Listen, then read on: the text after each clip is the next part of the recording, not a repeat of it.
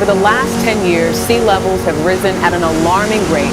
Biodiversity is reportedly declining faster than that of any time in human history, and millions of people have been affected by extreme weather like hurricanes and floods.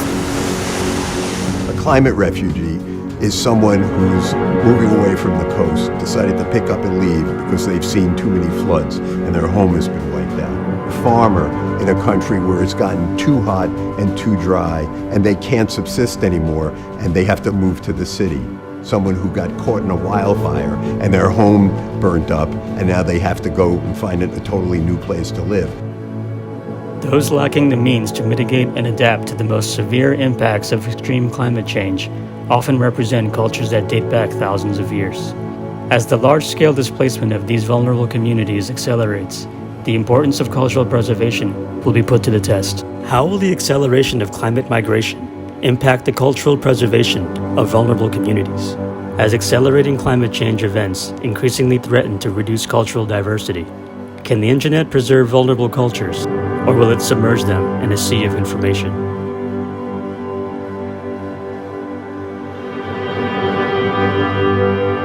Expressions of identity that unite communities in the form of architecture, music, dance, language, and food, to name a few, tell the story of a people's relationships to the human family. Cultural anthropologists and other scientists and scholars that study this human phenomena have done so over hundreds, if not thousands of years. The observations and cataloging of cultural artifacts can be a long and arduous process, involving tens of thousands of pages, hours, and interactions.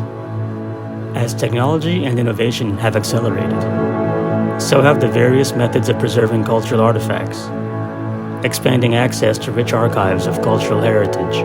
As climate change accelerates, which tools and methods will best serve cultures closest to the front lines of this advancing threat? Half a world away are 33 picturesque islands which make up the Republic of Kiribati, or Kiribati as locals say. What are your plans for the future? My plans is for the future is to migrate, to leave this country because of climate change. How can technology and the internet be used to meet this global challenge? Well, today we are here in the IPCH Conservation Lab, and it's a single space where everybody works together. That was the idea behind the whole concept of it. First major collaboration is with the Research Science Department of the Institute for the Preservation of Cultural Heritage, which is literally across the corridor from this lab. Large institutions and museums are digitizing archives for the eyes of global audiences, while online portals such as YouTube and Facebook are becoming treasure troves of film and audio recordings. While technology has given cultural preservation a new global dimension, who is it really designed to benefit? It has often been said that the US, for example, is a melting pot of cultures. However, conflict theorists agree that it is something akin to a multicultural society, more than a melting pot. The problem with the melting pot idea is that cultures don't fuse together homogeneously. Our history, our culture, our information have all been often viewed and represented through an ethnocentric view, and in the prioritization of one subculture over another, it has led to many of the social inequalities and disenfranchisement that characterizes our modern world.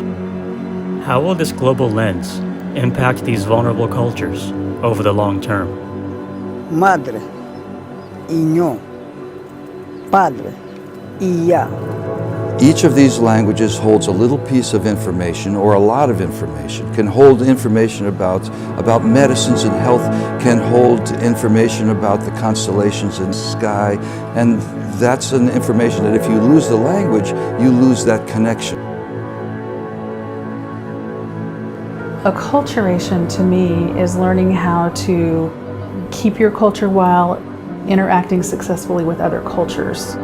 Whereas assimilation to me is more of the melting pot where you lose who you are in order to become more like the dominant culture. When we see kids starting to shed who they were, then we see a disconnect happening at home, and that creates more social issues for the family. Who is best suited to take on this challenge?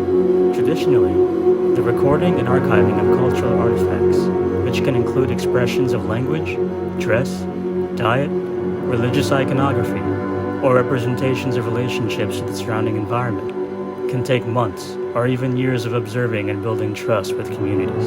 With the reputations of large institutions such as UNESCO, Smithsonian, and others, help or hinder relationships with communities most vulnerable to climate change? Do nonprofits and NGOs have the methodologies to begin to meet this titanic task?